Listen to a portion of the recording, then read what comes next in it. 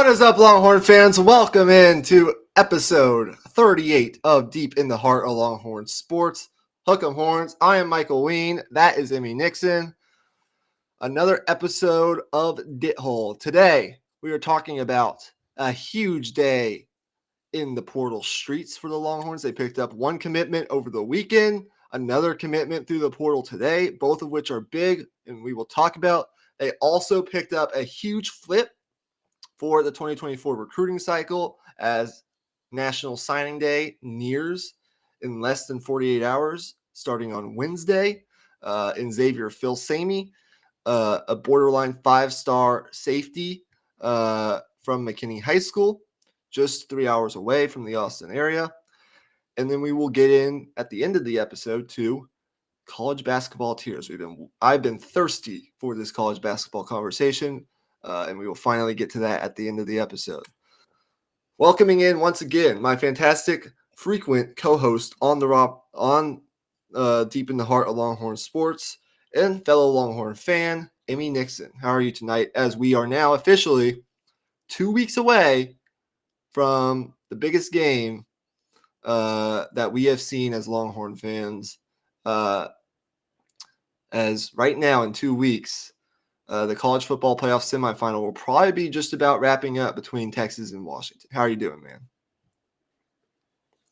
I'm great. I mean, there's not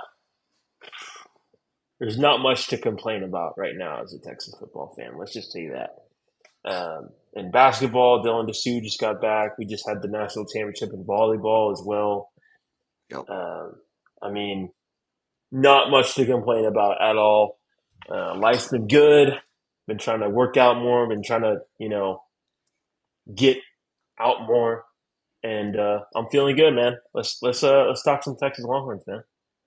Yeah, we're going to talk a lot of Texas, and then we're going to talk some college basketball. Big day for the Longhorns, as I mentioned.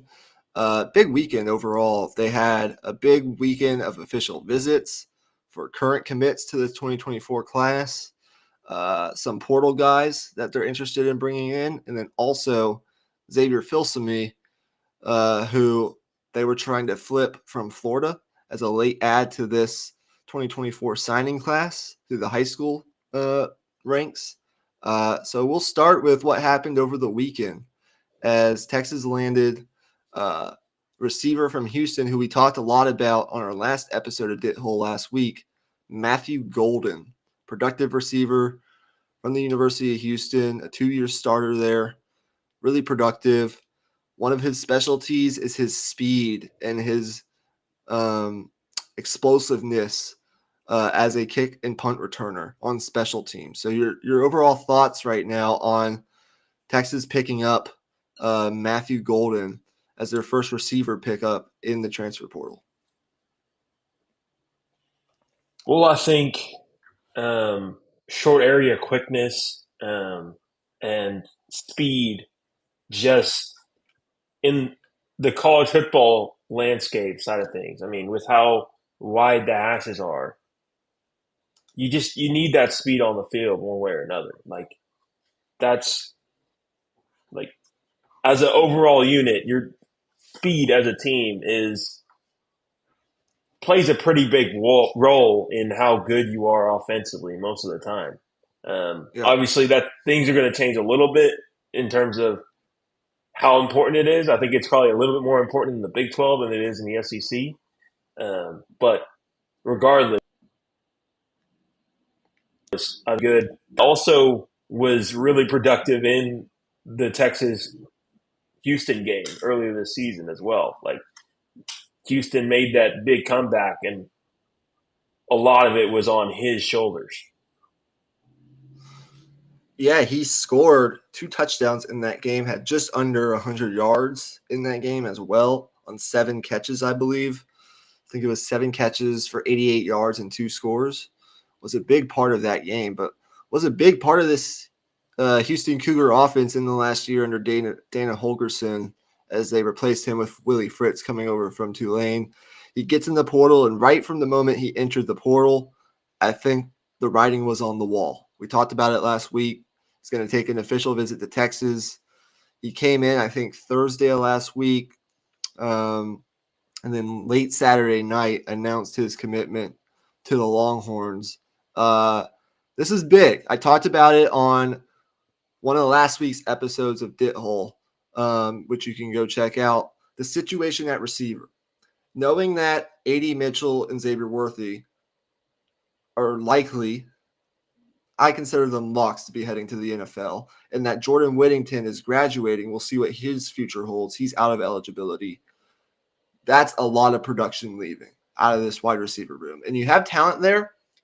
You've got two returning sophomores next year, Jonte Cook and DeAndre Moore from that 2023 cycle. You have a redshirt freshman in Ryan Niblett, who's one of those other guys who's one of the fastest prospects I've ever seen.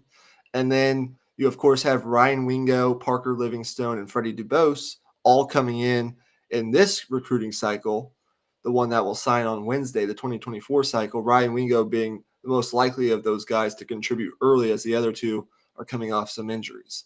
So really when you boiled it down, as it currently stood after this year, Texas was basically set with 6 scholarship wide receivers, really 4 when you consider the injuries to Freddie Dubose and Parker Livingstone and the time that it's going to take for them to get back in the fold in these spring practices, et cetera, et cetera. And out of those 6 guys, you had 8 career catches, all 8 of those coming to Jonte Cook, the 5-star receiver from last recruiting cycle. So now you add Matthew Golden to the fold, and he can be that poor man Xavier Worthy. I think that's what Texas hopes he will be. In Sark's offense, he looks for speed, and there's a lot of different ways that I believe Sark could use Matthew Golden. Put him in the slot. You can put him outside.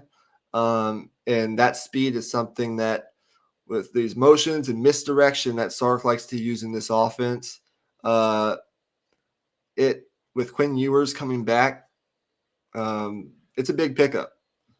They had to get some experience in that room.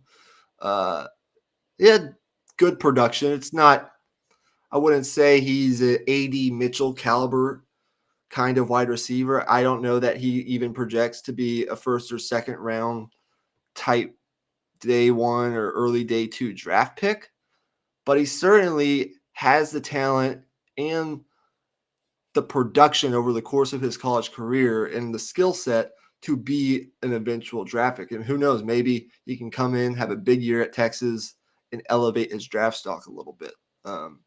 I think this was big. They're still going to need to add more in the wide receiver room, but this was a really good way to kick off their additions through the transfer portal, as Matthew Golden was pretty much a consensus top 40-ish guy in the portal. You have anything else to say on that part? You pretty much covered everything. The wide receiver core definitely needed the experience thrown in there, absolutely. But you already touched on all that. I really just think the best part about this move is I don't think it'll affect chemistry in any way, in terms of, I think the hierarchy is still kind of there, especially if Jatavion Sanders stays. If JT Sanders ends up staying, you have your basically number 1 option at tight end with him and possibly Quinn Ewers, having already had playing experience together. And then basically Golden in the Xavier Worthy role, I'd say, or something of that nature. And you can kind of just roll as you are, basically. So that's the best part about it, is you don't have to really play guys who aren't necessarily ready yet, and you can kind of ease some of those freshmen in as well. So, there's not much else to say on it. Yeah, he's a big pickup. We'll continue to talk about him. Another announcement came in today. As you know, Texas hosted these guys over the weekend for an official visit. And once you get a guy on campus, especially if they have the connections to Texas like both these guys did, the writing's kind of on the wall at that point with the NIL package that Texas can offer, the connections that are already there, the relationships that these guys may or may not have with Sarkisian and this coaching staff, and other potential former high school teammates that they may have connections to as well. Matthew Golden played high school ball with Jadon Blue, who right now is serving as the second string running back behind CJ Baxter for the Longhorns. And he was a 4-star recruit in his own right. Matthew Golden was coming out of high school. So they'll get to play together. You have relationships there. You also had relationships with this big pickup from today. Andrew Makuba, a guy that we speculated on once he entered the portal. He announced his commitment to Texas around 2 o'clock today. As we know, 3-year starter at Clemson. He was, I think he was all ACC first team his freshman year at Clemson. Really solid player. Had 31 starts at Clemson. And we can go through all the stats, but this past season, he started 10 games, recorded 42 tackles, 2 tackles for loss, had 6 passes defended, and according to Pro Football Focus, he played 315 snaps at slot corner and 158 at free safety. And that's the big thing about Makuba is when you think about what the Longhorns have already lost or are going to potentially lose after this season at the conclusion of this year, we already know about the transfers out of the safety position. They lose Jalen Catalon. They're going to lose Jaron Thompson, who's been a very solid player for this program, but he's going to graduate. You've also had some guys that came in, younger guys that have already transferred out that you could have maybe elevated into this role. So there was a need at safety, but there's also potentially going to be a need at slot corner. And Jahdae Barron has done a fantastic job in that role for Texas. I'd argue Jahdae Barron has been a top 5 player on this team the past 2 years. There are arguments to be made elsewhere, but he's certainly in that conversation. The versatility that Makuba gives you, where he can play that nickel dime package slot corner, or he can play a really solid free safety, is so valuable. And that's one of the reasons I love him as a player. To give you a little bit more background on Makuba, and then I want your thoughts. He was a member of the class of 2021. He was ranked, according to On3, the number 123 overall high school prospect and the number 19 overall player in the state of Texas. As a recruit, he was the number 2 safety coming out of high school. And he was mid to high 4-star recruit. So he was a good prospect coming out of high school. And I think right now, I've heard and read from inside sources that scouts believe as of right now, he's kind of projects as a round 3 to round 5-ish draft pick as it stands right now. Just a really solid player, good value add later on in the draft right now. I think the one thing he could potentially do to really push his draft stock even higher is he gets his hands on a lot of balls. He's really solid in coverage, but he's not really that next level playmaker that, say, Jalen Catalon was his freshman year when he really came onto the scene, or even, say, a Jaron Thompson was for Texas this year, as he had, I think, 3 or 4 interceptions this year. The big one coming in the Alabama game, the pick 6. So, look, I mean, he gets his hands on a lot of balls. He's really solid in coverage, smart, solid player, willing tackler. It's probably the strength of his game, to be honest with you. He's really good tackling in the open field. He can play nickel. He can play free safety. I think he'll pair really well next to Derek Williams and another safety we're going to talk about here in a little bit. But what are your thoughts on Makuba committing to the Longhorns, knowing that he's from the Austin area, went to LBJ High School, and his high school coach is now on the Texas staff as, I think, the administrator of high school relations. So, in Jamal Finner. So, what are your thoughts? Well, the biggest thing that stands out to me with him is he's just a chess piece that has experience in multiple spots, as you said, and injuries will inevitably happen in the secondary. He's a guy where you can move him around so that your backups can come into the game and be in the spot where they're most comfortable.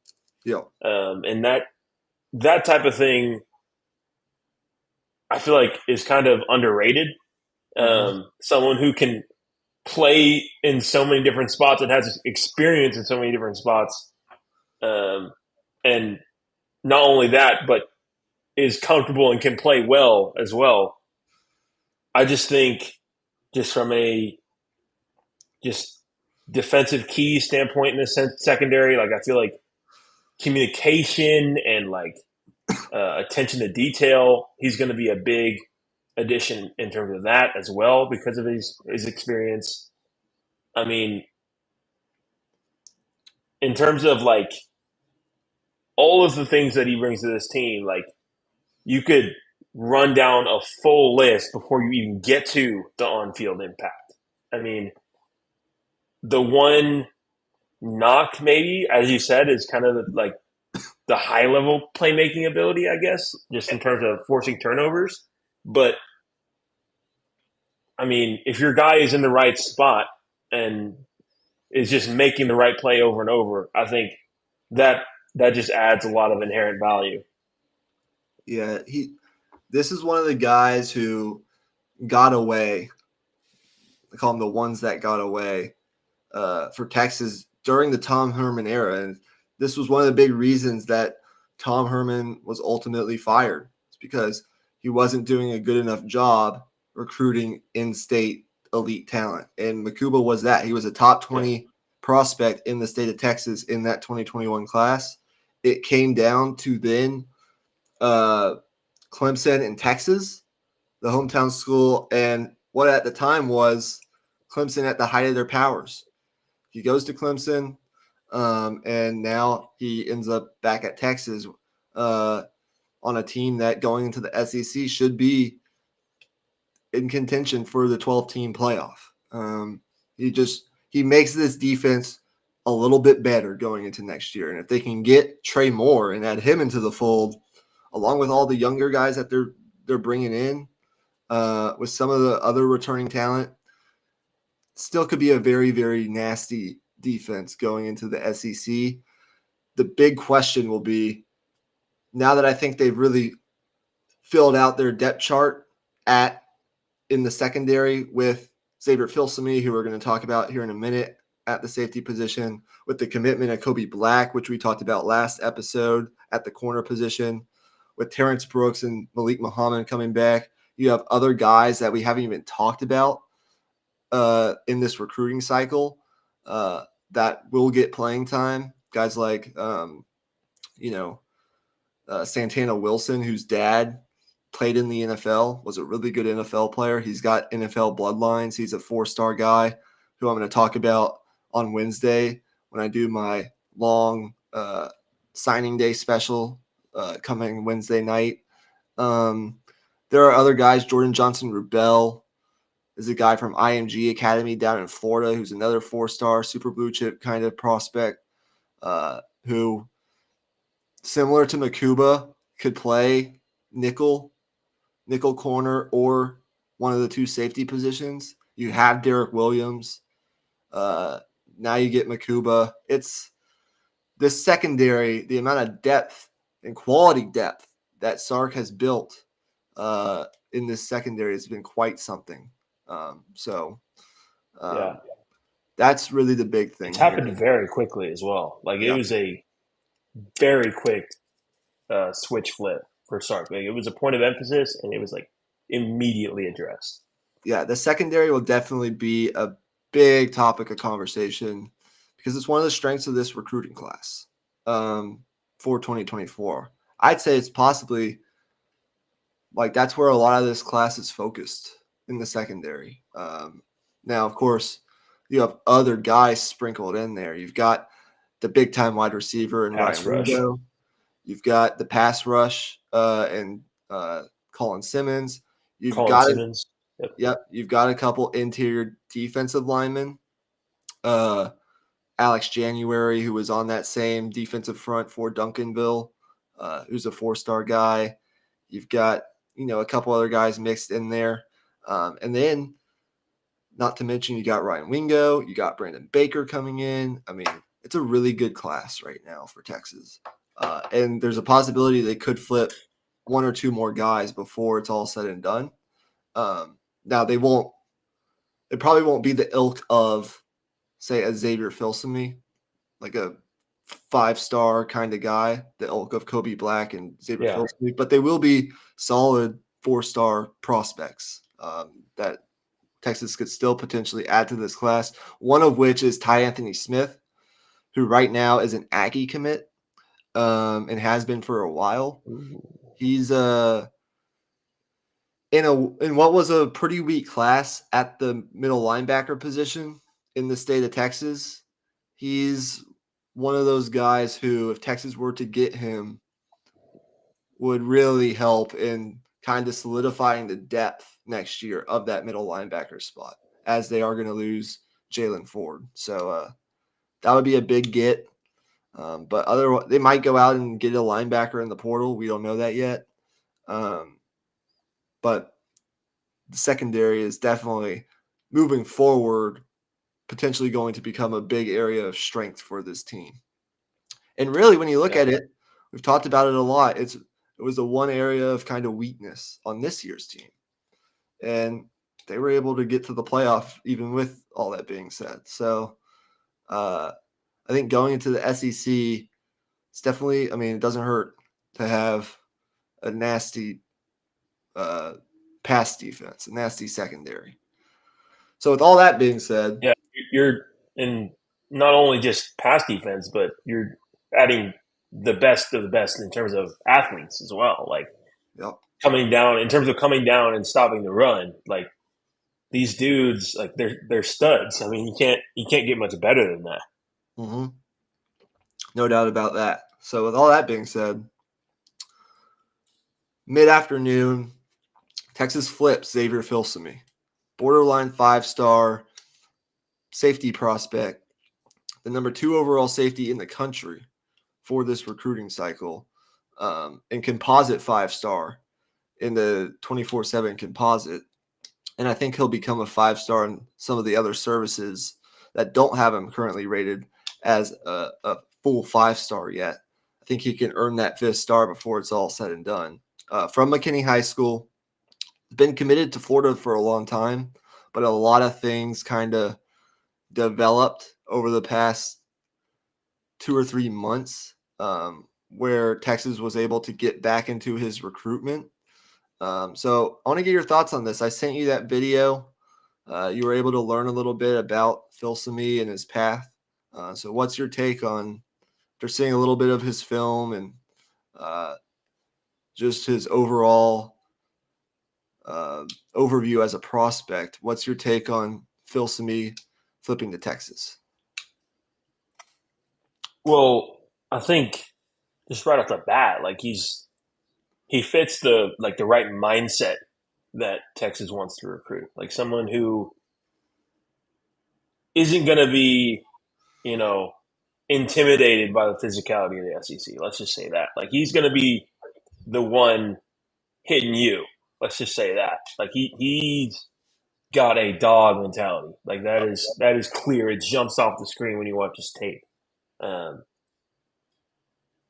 and like I've watched a very limited amount of him, but I mean the fact that he's 6'1" as well, that's honestly very tall for a safety.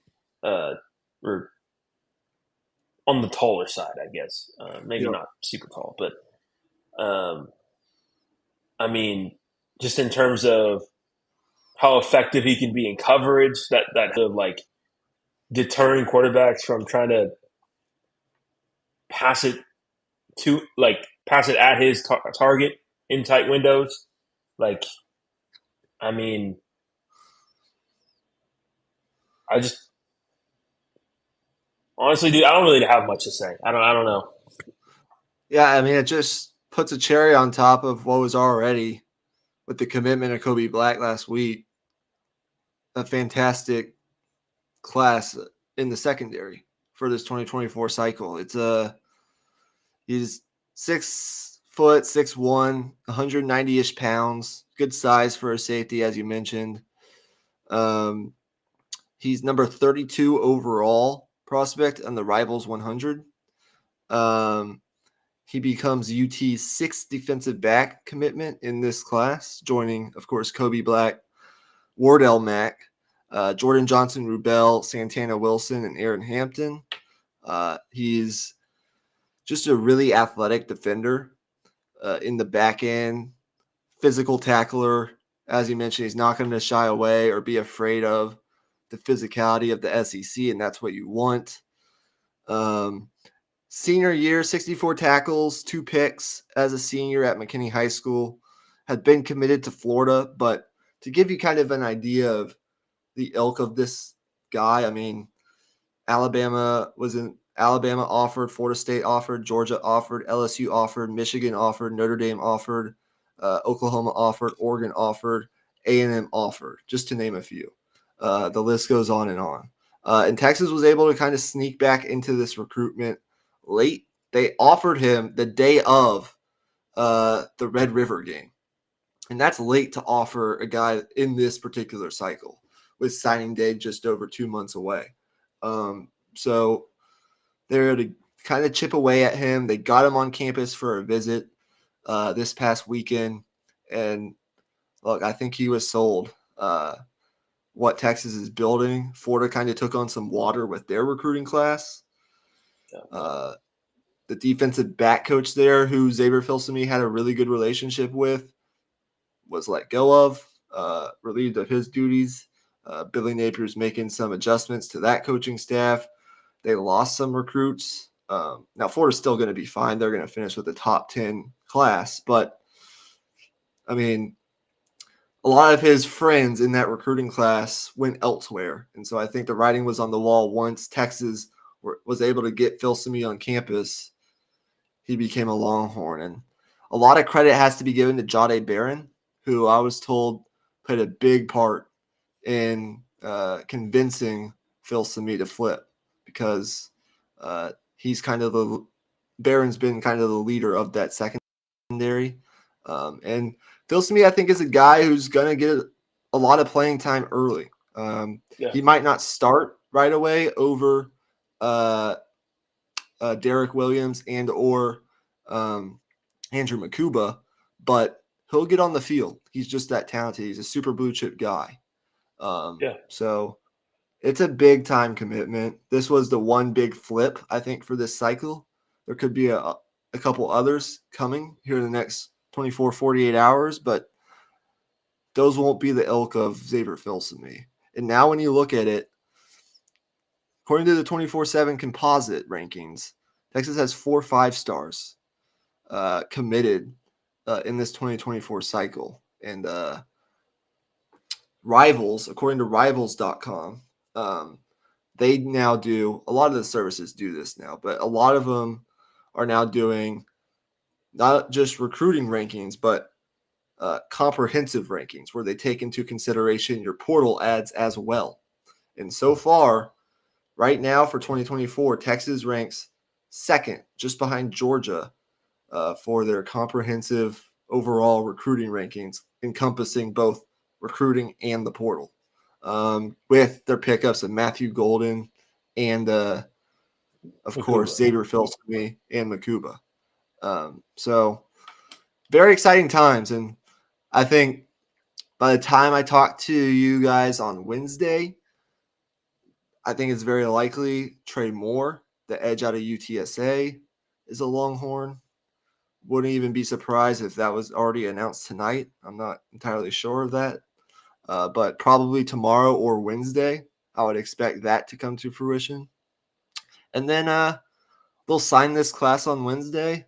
Another top 3 to 5 class, depending on which service you look at. And then there might be a guy down the line, January or February, that will flip to Texas. I look at a couple of those Aggie defensive linemen that could potentially be of interest to Texas down the road. Remember, there's another signing day in February. For recruits that don't sign on Wednesday, they can sign first week of February, and that's when the 2024 cycle officially ends. And then 2025 cycle will start. So that's the one thing about recruiting. It never ends. Never ends. It's year-round. You're finished off your 2024 cycle, and then you're on to the 2025 cycle. In fact, Sark has already been recruiting guys in the 2025 cycle for the past year, going to different high schools. They already got KJ Lacey, who I think we've mentioned on this podcast before, 4-star quarterback in the 2025 cycle. They already have him in the fold. They picked up a high 4-star tight end today, 2025. I mean, they are just kicking butt, whether it's in recruiting or in the portal. So I love recruiting. I know you're still warming up to it a little bit, but Yeah, I still just need to. I need to maybe get on a few email newsletters or something. I just need to try to stay in the loop more. But as of right now, I mean, I'm still just kind of feeling it out, I guess. something else big happened today, but we'll talk about it on Wednesday. One of the top 2024 quarterbacks flipped his commitment from Georgia to Nebraska today. So we'll talk about that on Wednesday. We don't have time right now. So that'll do it for the Longhorn side of things for this episode. Good conversation. We covered the 3 big ones from today. Xavier Filsaime flipping from Florida to Texas. He'll sign on Wednesday. As I expect pretty much the entire class to sign on Wednesday, unless anything unforeseen happens. And then the 2 portal commitments. Finally, college basketball. Finally, yes. Today we're going to be doing tiers. And so I've set up these tiers. I've watched a decent amount of college basketball, especially the past couple of weeks. I got to be honest, I was slow starting out. The football going on and just different things. I didn't watch a whole lot the first couple of weeks. I caught some of games here and there, but the past couple of weeks I've been watching a lot. So we can pull up these tiers. So just to lay it out for you guys, I think there are 4 teams right now that are a cut above the rest. Those teams are Purdue, Arizona. Those 2 teams actually played this past weekend. UConn and Kansas. Those are the teams right now that I would group in that tier 1. There are 2 teams in tier 2 that I think are just on the outside looking in of that tier. But I still have 1 or 2 questions that I need answered before I put them there. Those teams are Houston and Marquette. And then for the sake of time, we're only going to talk about 10 teams today. In tier 3, just below those teams, I've got Kentucky, I've got North Carolina, I've got Illinois, I've got Tennessee. You could add Florida Atlantic to this conversation if you wanted to in this kind of tier of teams. You could add maybe even Clemson or Oklahoma into this tier of teams. But for right now, we're going to stick to what I have here. So let's start with Purdue. They're probably the easiest to talk about because of what they've accomplished so far this year. Let me just give you guys a quick overview. So they played in the Maui Invitational. They've got neutral site wins over Gonzaga, top 20 team, Tennessee, top 20 team, Marquette, top 10 team. They've also got solid wins over Alabama, who's KenPom top 20, Arizona, who's a top 5 team, and they've also got wins over Xavier and Iowa, who are good, solid tournament quality teams. That's quite the non-conference strength of schedule that they built up. And one of my criteria for these tiers is you got to test yourself in non-conference. You got to have some good quality victories, beat some good teams. And Purdue's done more of that than anybody else in college basketball. They did lose a road game to Northwestern on December 1st, but I don't really put all that much into that. I think it was just coming off Maui. They lost in overtime. They'll be fine. With how many other good teams that they've beaten, I view that as kind of a more of an outlier than it is. More of an anomaly, more so than anything. So to finish out their non-conference, they're going to beat Jacksonville. They're going to beat Eastern Kentucky. And then in the new year, they'll start Big Ten play. Right now, I think they're the best team in college basketball because they just beat what I previously thought was the best team in college basketball, Arizona, over the weekend. They ranked number 2 in offensive efficiency, number 10 in defensive efficiency, according to KenPom. They're 6th right now in three-point shooting, which has been an area of weakness for them in years past. They're shooting 40% from the field. And, of course, they have the most dominant player in college basketball today in Zach Edey, who's averaging 25 and 10. And I think we're watching one of the greater college basketball players of all time. There haven't been many players of his ilk. People say it's just because he's big. No, it's not. He's just dominant. And when you have that fulcrum to basically build your team around a dominant force, as dominant a force as Zach Edey on the interior with experienced guards and Fletcher Lawyer and Braden Smith, it's a really good team for Purdue this year. And I think that added year of experience with both guards coming back, Braden Smith and Fletcher Lawyer, the experience that they had last year in the tournament, those guys coming back, much improved, along with Zach Edey, who decided to come back, along with some of the other pieces that they have. They're right now the best team in college basketball to me. Do you have any comments on that? Well, I mean, their big, bugaboo last year was just, to me, just guard play, just in terms of Yep. outside of, what you're going to get in the interior from Edey. Like, are those guards, are those other guys going to hit their shots from the outside to help spread the floor? And, now that they've got that full year under their belt and the full off season to improve, I mean, I think they've kind of turned a corner in some of those respects. So, I mean, that was really the one weakness a lot of people had for them, and that's what kind of did them in the tournament. So now that they've kind of addressed those things and then kind of like improved from within, I think they'll be right in the mix for sure. Yeah, I think Braden Smith is the key here. He's improved exponentially over what he was last year, and he's really been on a roll. And I think he's potentially, by the end of the season, going to enter himself into the conversation of best point guards in college basketball with the likes of DeJuan Harris, Tyler Kolek at Marquette, Tristan Newton at UConn. There are a lot of these guys right now in that ilk, and I think Braden Smith is going to elevate himself to that here pretty soon with the way he's been playing.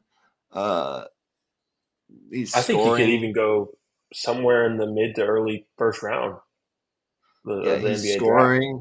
Yeah. His shot creation, he can get his own shot. He's really improved as a decision maker on the floor as a point guard. Just all that experience from last year, it matters. And when you get good guard play from both Fletcher Lawyer and Braden Smith, and you can have that dominant force on the interior that's hard to stop and a mismatch nightmare for most teams, it's so valuable in college basketball. And the knock on Purdue has been really good in the regular season. Regular season has never been a problem for this team. It's been in the tournament. But I think that improved guard play and that experience will do them really good moving forward. Yeah, and really just shot making as well. Yeah, exactly. This year, I think they'll be able to hopefully go a lot further than they have the past couple. How do we want to approach this? Let's talk about UConn here for a little bit. So UConn, they've played a good non-conference. It's not quite as strong, I would say, as Purdue's, but it's a really good non-conference. They've got a pretty dominant win over Texas, 81-71 on a neutral floor.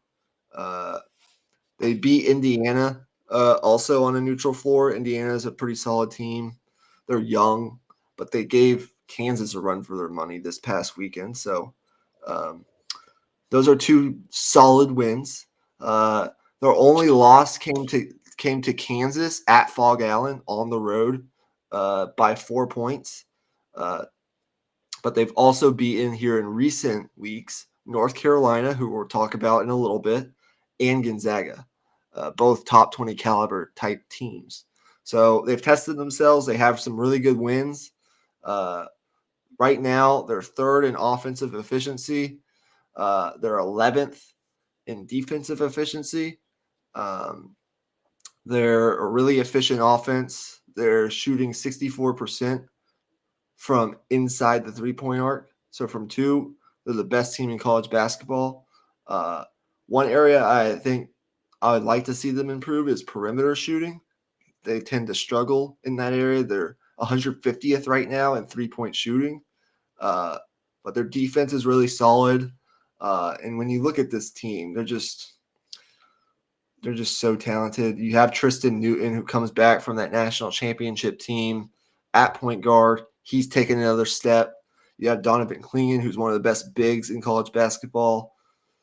On the interior, good back to the basket, interior type scoring and defense. A really talented freshman in Stephon Castle, who's come back from injury here recently. Alex Caravan at the forward spot gives them three-point shooting and can space the floor. Cam Spencer coming off the bench is awesome. Hassan Diarra gives them depth as well at that point guard spot. It's just a really solid team, and they're going to be in the mix. Right now, I favor them slightly over Marquette in the Big East, but UConn and Danny Hurley, they're a force right now. I believe they've won I need to check it, but the past 2 years they've won all of their non-conference games by double digits. It's pretty damn impressive. Yeah. Top 5 in offense, top 11 in defense. I mean, that really says it all to me, honestly, just in terms of consistency and just overall as a group. Like, there's not really a lineup they put on the floor that's going to get dominated at any point in the game. Like, they've got depth. They can withstand foul trouble. If one of their bigs, a Klingon, gets in foul trouble, they can go to guys on their bench and trust them.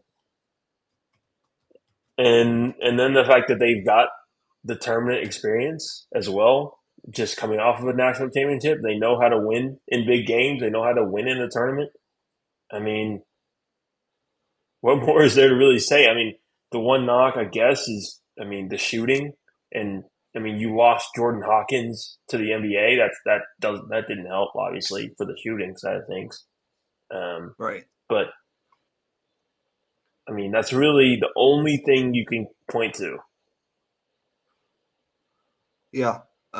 Really, really strong team. I think they're in the conversation for best team in college basketball. Now, I give that edge to Purdue right now, but they're right there with Arizona and Kansas. I wanted to get this graphic if I can find it on screen. Um, well, we can do that in a little bit. Let's talk about what team you want to talk about next. We don't have to cover all 10. Let's talk about. I want to talk about Kentucky. And I know they're not All in tier one, but we need to talk about Kentucky because this is kind of a team that's built more so through high school, more so than anything. It's kind of a prototypical John Calipari built team, a lot of freshmen. It's a really young team, which I guess you would say is the knock on them coming into March Madness, as it has been the past couple of years. But I think this team, I've watched them, and I think this team's different. That they lost an early season matchup to Kansas, who I believe is a tier one type national championship caliber team with DeJuan Harris, Hunter Dickinson, Kevin McCullough. They lost that game on a neutral court by 5, and they lost a head scratcher, early season head scratcher to UNC Wilmington, and that's not a good loss. But they also crushed Miami 95-73 at home. This past weekend, in a really competitive game, they beat North Carolina, uh, a game which they controlled for most of it. And when you look at their metrics, um, they're top 15 in offense, they're top 50 in defense, which is really surprising given how young they are on all basically sides of this roster. They're fifth in 3-point shooting. They can really shoot it. They don't turn the ball over, and for a freshman caliber, for a freshman built team, that's really surprising. They're second in offensive turnover percentage, which means they really take care of the ball. Um, this team has so much talent. They might have the most upside of any team in college basketball, given how much raw talent they have. They've got DJ Wagner, who was a top recruit coming out. They've got um, uh, Justin Edwards at small forward, that kind of three versatile 3-4-ish ball handler, scorer, really projects well to the NBA. Aaron Bradshaw, they just got him back from injury. 7'1", athletic, shot blocking big, who can also stretch the floor a little bit. They have Trey Mitchell in as a transfer. Uh, if you remember, Trey Mitchell played for Texas 2 years back in Rodney and Chris Beard's first year uh, in Austin. He was one of those transfers they brought in. It didn't really work out in Austin, but it's really coming together at Kentucky. He can step out and hit the three. I mean, the amount, and then you have Rob Dillingham, who was one of the top ranked recruits in this past cycle, coming off the bench. Like, it's just, there's talent all around. They look really good, even in their losses. And I think they'll be maybe the top team in the SEC. I think I favor them to win the SEC, based on what I've seen, but it won't be easy. The SEC is a good conference. Tennessee's good. Um, they're going to have to play Gonzaga still. Alabama's good again. Auburn's really good. SEC's going to be. It's not. A&M's good. So it's not going to be easy. But given what I've seen from a really talented freshman-laden team, I think this year might be a little different for John Calipari, the Wildcats. Do you have Yeah, anything to I add? think with the pressure that they had going into the season to come out strong, it's really shown on the court. Like the sense of urgency has been there. Like this is the part of the season where Kentucky usually struggles. Like this is, I mean, over the past few years at least, this has been pretty consistently kind of an average-ish team in November, early December, and then conference play, February, March is when they really turn it around and kind of get their act together a little bit as a team.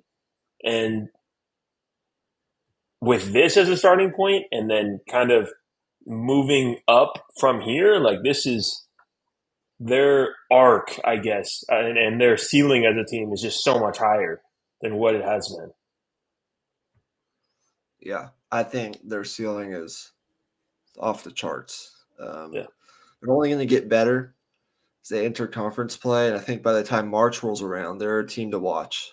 And given some of the quality non-conference wins that they've already have in their back pocket on their resume, they really live up to that potential in SEC play. They could be in play for like a number 1, number 2 seed potentially. Yeah. So I'm high on Kentucky. We have a couple other teams. I kind of mentioned Arizona on last week's podcast where I briefly addressed these college basketball tiers. Look, I think Arizona, with what Tommy Lloyd's done with that team since he took over for Sean Miller. Look, they beat Duke in Cameron early on in the season. They beat Michigan State, who just crushed Baylor yesterday. Michigan State's really struggled, early on in the first month of the year, but they crushed Baylor, and they actually made me demote Baylor a tier or two after that ass whooping that took place. And then they beat Wisconsin by 25. And their only loss is to what I think is the best team in the country in Purdue in a semi-away game, as that game was played, I think it was played in Detroit. So it was a semi-home court advantage for Purdue. But anywho, Arizona, really, really good team. They're top 6 in offense and defensive efficiency. Obviously, the big ad over the offseason was Caleb Love. And not only is he scoring more efficiently this year, but he's also bought in defensively. And we know he was a liability defensively at Carolina. They bring in Keyshawn Johnson, who comes over from San Diego State and really versatile defensively. He's kind of their Swiss Army knife. Umar Ballo, 7 foot on the interior, can score it, block shots. And then you have Pele Larson and Kylan Boswell to pair with Caleb Love. It's a really good team. They run, they score, and they're bought in defensively. It's why they're right now 3rd in defensive rating. And one of the issues with Arizona has been they can't guard. They don't guard, and it's hurt them in tournament play with some of these early exits. This team, I think, is a little bit different. The physicality that they have and that they play with on the defensive end with Kylan Boswell, Keyshawn Johnson, who's a switchable defender, Pele Larson, Caleb Love, his length at least, which is valuable on the defensive end of the floor. They're 10th in effective field goal percentage. They are 1st in defensive rebounding percentage. They are, their profile is just, it speaks national championship contender all over. I think what I'll do is I'll give you my login to KenPom, and you can kind of look at some of these profiles of these teams, and it'll give you a lot better of an idea. Because on KenPom, and I'll just give you an example. Let me share my screen real fast.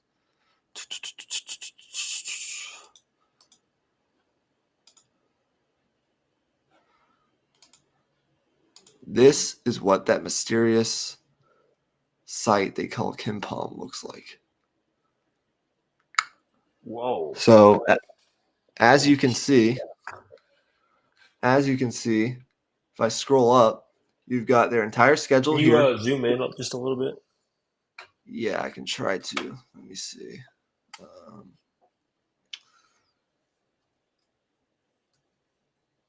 Is that working or there? Yeah, Like that? that's better. Yeah. So as you can see, you've got Arizona, their record, their head coach, and you can look at past years too, which is kind of cool.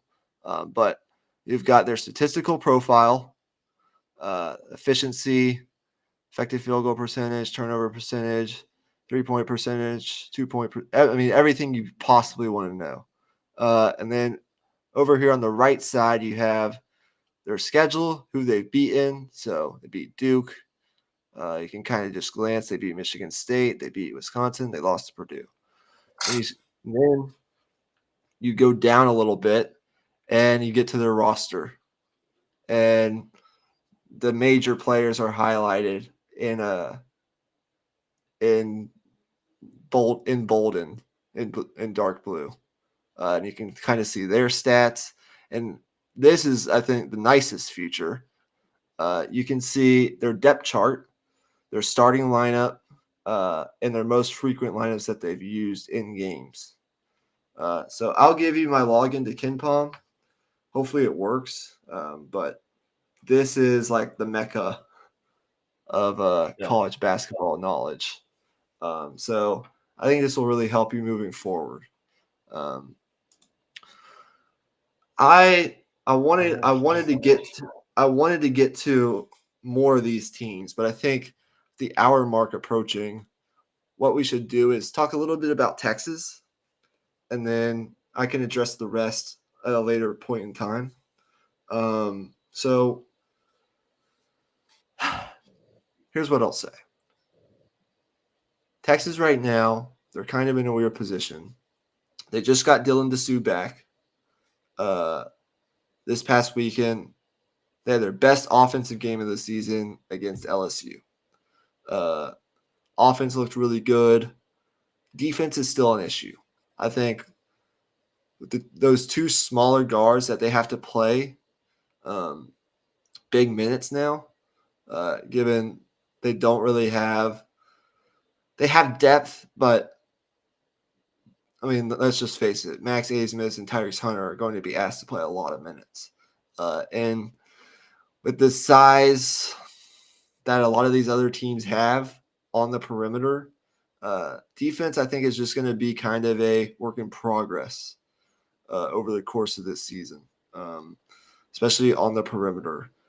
Teams are really going at Max Abmas defensively, and it's hurting this Texas team on that end. Now, getting Dessou back is huge because now you compare Dessou with Caden Shedrick, and that length on the interior will really, I guess, compensate for a lot of the issues that this Texas team may have guarding out on the perimeter.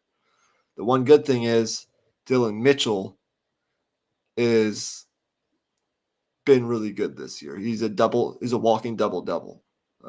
His athleticism, rebounding, and he's scoring a little bit more than last year, which is good. I think they still need him to take another step for this Texas team to potentially elevate into the national championship conversation.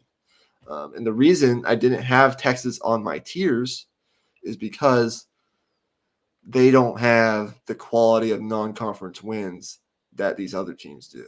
And I want to see what it looks like entering Big 12 play.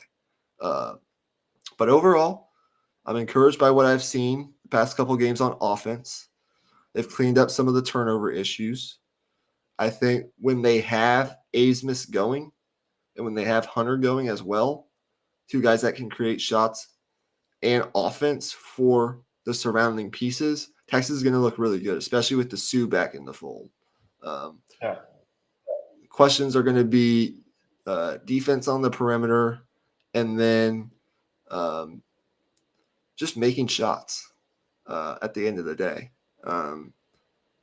So I think they're a really quality team. I think they could potentially, get into that conversation of like a second weekend, maybe Final Four caliber team. But right now, it's still kind of a work in progress. Your thoughts? Yeah, I mean, I agree with everything you said, but I think for Texas to get into the elite of the elite, it's got to be Dylan Dessou. It's got to be like he's the X factor, and I know saying that is obvious, but I think regardless, getting him back, it's just going to be so important. I mean, with all of the struggles defensively, like you said, having that extra size on the interior, like it's just going to be so huge. Like it's going to be, I would honestly kind of compare it to the setup the Cavs have a little bit, like with Jared Allen and Evan Mobley, and kind of the two small guards. You can make up for a lot of those deficiencies on the perimeter if you have that good interior defense. Especially, there's going to be certain matchups against teams that don't shoot that well on the perimeter, who are like more, interior oriented. And those are the kind of teams that Texas is going to thrive against because they can defend the paint. That's not going to be a problem. Right. So what I have on screen right now is the overall KenPom ratings. And so can you see that, by the way? A little bit, at least? Kind of, yeah. The numbers are pretty small, but Okay, well, don't mind the numbers as of right now. All you need to really okay, see is yeah. the layout of this. Mm-hmm. As you can see, Texas is highlighted in orange. Okay. Yep. So right now, Texas is 33rd in KenPom with all the metrics that they take into account. So I think that's right around where I would have them right now. Look, they're ranked inside the top 25 um, in the AP poll, but I've learned to kind of not really pay all that much attention to the AP poll uh, this early on in the season, at least. I think you can really look at the top 10 and get a pretty good idea, I think, of who some of the better teams are. But outside of that, I mean, the rankings really don't matter all that much at this point. Um, but yeah, I think Texas is anywhere in between that 18 to 30-ish range right now in college basketball. That's where I'd kind of rank them. They're interchangeable with a lot of these other teams, but you can kind of just see like, okay, Houston right now is number one in KenPom. You see adjusted offense and adjusted defense. There are some other metrics here like strength of schedule, opponent offense and opponent defense. Um, they have a luck metric, which I haven't really learned yet, but it's there if you want to get into that. Then of course you have the record, what conference they play in, and then the team and their rankings. So I've really started to use this as a tool, and when we do college basketball episodes moving forward, you have it as a tool if you want to use it. So with all that being said, I wanted to end this episode by doing two things. Let me stop sharing. Number one is I want to tell you about the upcoming ranked matchups in college basketball, so you can just kind of have it in the back of your mind if you want to tune in. Yeah. Totally up to you, but I'll just throw it out there. So on Wednesday, you have a couple. So on Wednesday, you're going to have Baylor against Duke. That'll be, I believe, at Cameron. 6 o'clock on ESPN. Then after that, let's see. You'll have North Carolina against Oklahoma. I think that's a neutral site game. Oklahoma has been a really good team so far this year. They're ranked 7th in the AP. They're 10-0. They'll face off against number 11 North Carolina. North Carolina is a really fun team to watch.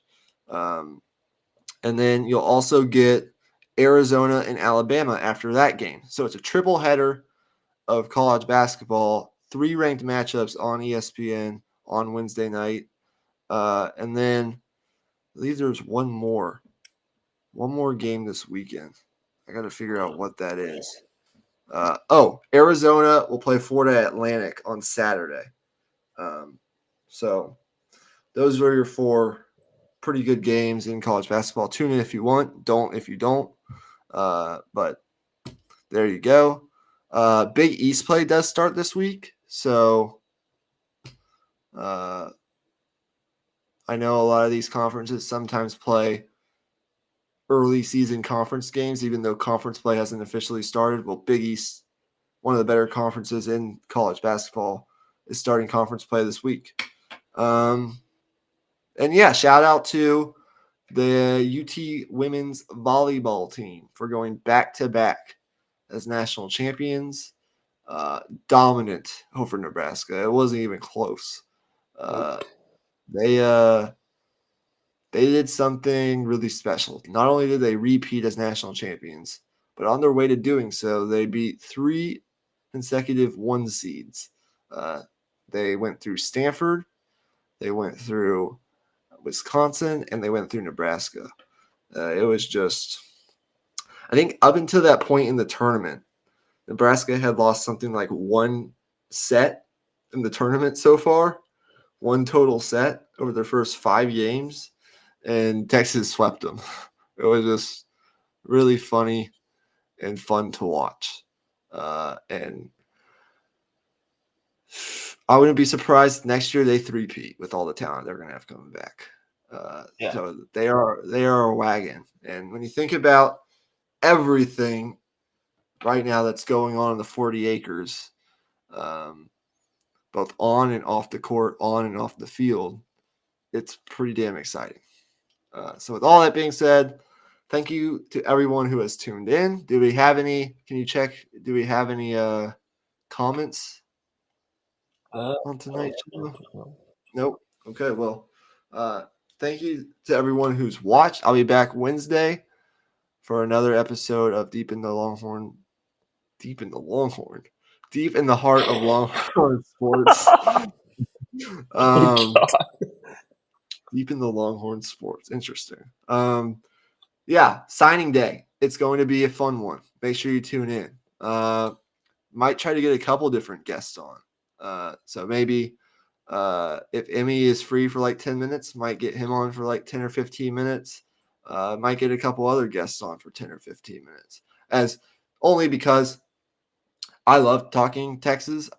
I love talking recruiting, but I don't know if I just want to be talking into a camera for 2 hours or whatever that show is going to end up being. So we'll see. I'll figure that out. And then we'll have more content down the road. But thank you guys. Hook 'em horns. Let's go pick up some more commitments in the portal. Yeah. Trey Moore, please come to Texas. And we'll see you next time. Peace out. So.